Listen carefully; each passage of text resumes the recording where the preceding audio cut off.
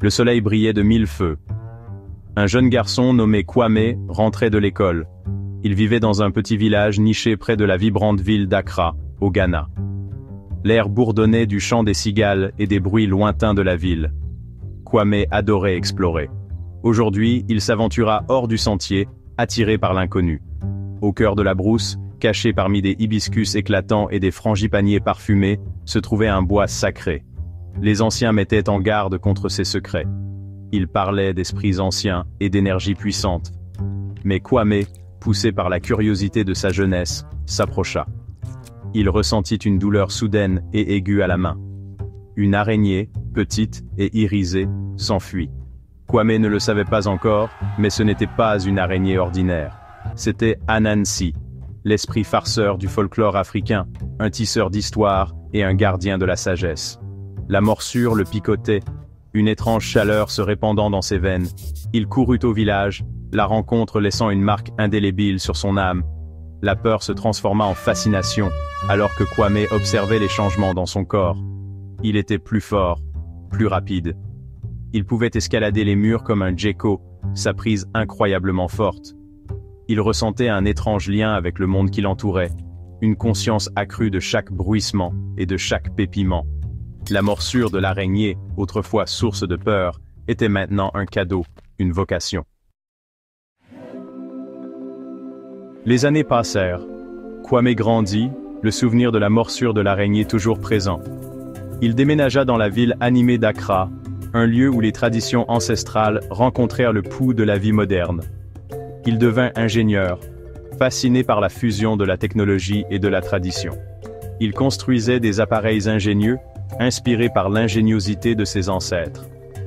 Un jour, Kwame reçut une bourse de recherche. Il allait voyager au cœur du désert du Kalahari pour étudier le peuple San et sa compréhension unique de la nature.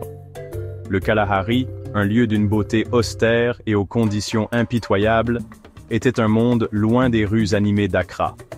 Kwame s'immergea dans le mode de vie des San. Il apprit leurs anciennes techniques de chasse, leur profond respect pour la nature et leur profonde compréhension de l'interconnexion de toutes choses.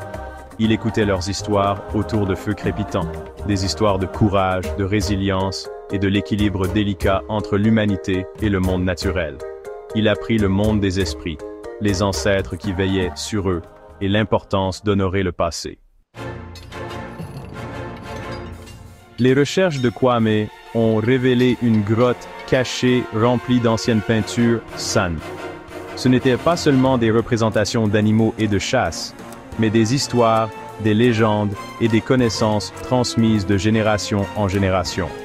Les peintures parlaient d'un esprit gardien, un protecteur qui utilisait la ruse et l'agilité pour défendre les innocents.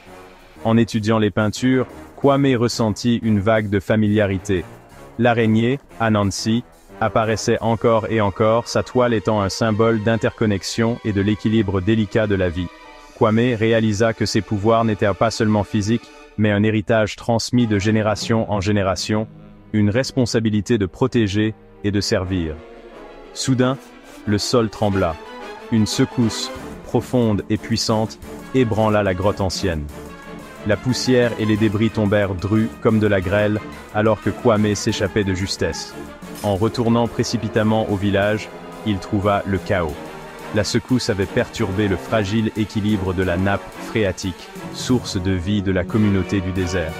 Les anciens parlaient de légendes ancestrales, d'un esprit de la terre agité, irrité par des traditions oubliées. Le peuple San, connu pour sa résilience, était confronté à une crise. L'eau, rare et précieuse, diminuait à chaque heure qui passait. Le désespoir menaçait d'engloutir la communauté. Kwame savait qu'il ne pouvait pas rester les bras croisés. Il avait une responsabilité, un devoir d'utiliser ses dons pour aider ceux qui en avaient besoin. Il se souvint des leçons d'Ubuntu, la philosophie africaine d'interconnexion. Umuntu, Ngumuntu, Ngabantu. Une personne est une personne à travers les autres personnes. Il réalisa que sa force n'était pas seulement la sienne, elle venait de la communauté, des générations qui l'avaient précédé. Kwame partagea son secret avec les anciens du village. Il leur parla de la morsure d'araignée, de ses capacités améliorées et de son désir d'aider. Les anciens, sages et à l'écoute du monde des esprits, reconnurent l'influence d'Anansi dans le destin de Kwame. Ils virent en lui l'incarnation de légendes anciennes, un héros choisi pour rétablir l'équilibre,